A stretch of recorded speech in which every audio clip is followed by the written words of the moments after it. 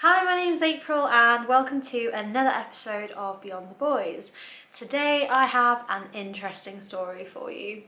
So at the weekend I went sailing with a friend and had a nightmare situation where I nearly drowned. Had some pretty terrible capsizes and I definitely have learned a few lessons along the way. So rewind the day to the beginning. We start off the day, sailing club, get the boat ready, take it down to the slipway.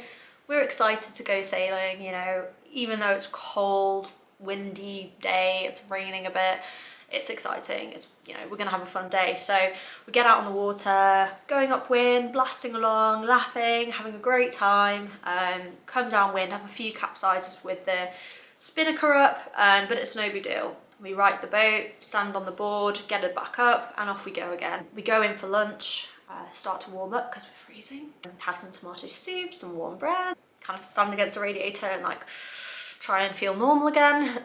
And then we go back down to the boat. But by this point, the wind has picked up significantly. So in the morning it was maybe 20, 25, but we're now on windy seeing 36 knot gusts, 30 knots. It's, you know, crashing kind of waves created on a lake on the shoreline. So we're kind of like, is it a good idea to go out? Not sure, probably not. We should probably call it a day. So we take down the jib and then everyone else is getting their boats ready. The safety boats are umming and ahhing, but they're gonna go out. So we just put the sail back up and we go out. Straight away I knew that it was going to be super windy. It was insane. We get upwind, big gust, and about 5 boats go over. At this point I didn't know as well, but the boat had a lot of water in it, so the water was almost acting as an anti-ballast as well on the opposite side. We're getting up towards the top of the reservoir and then we just get this huge gust. Blows us over, we capsize, right the boat, back we go, and we had about 2 or 3 capsizes like that. At one point I think 8 boats were capsized, and that's when safety were thinking about bringing in the fleet. The final capsize was terrifying. So I was standing on the centreboard and the mast was like pointing directly upwind, so I was like, this is a no-go. We need to turn the mast around, we need to turn the boat round essentially so that the boat doesn't flip. And I'm trying to turn the boat, but the boat's not moving in the water. So as I'm trying to turn it, a bit of wind catches under the sail and it just flips the boat. I'm under the sail and go down into the water with the boat, plunge underneath. To be honest, I don't even remember if I took a breath, but I just remember thinking, oh my God, I'm underneath the sail. I'm under the boat. Immediately, I'm thinking, right, I need to get out. So my feet, I'm kicking to get out. One of my foot is caught in a rope. I feel it and it's kind of like around at least 3 times. So I just pull my boot off and just let it go. I'm looking at the sail and I'm trying to push the sail up, you know, to kind of towards the surface to get some air, but it's too heavy. So I can only describe this as like squirreling, but I'm squirreling along the sail, trying to find the way out, and it just feels like I can't find the way out from under the sail.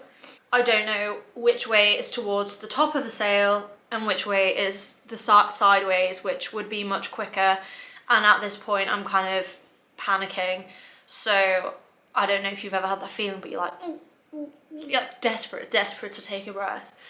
So I'm screwing along, and then I just really need to breathe. I'm kind of pressing my mouth against the sail, which is under the water, and I just breathe in like, and just water, breathing in water. And then at this point, my arms are starting to shake. So I'm kicking my legs and just trying to swim, and then I've got my buoyancy aid, which is pushing me up against the sail as well. And I'm finding it really hard to get out from under the sail. And then I start to really get dizzy. I start seeing, like, you know, the little stars I'm needing to breathe again, and I'm thinking, oh my God, I'm gonna breathe in more water. Surely the edge of the sail is just around the corner.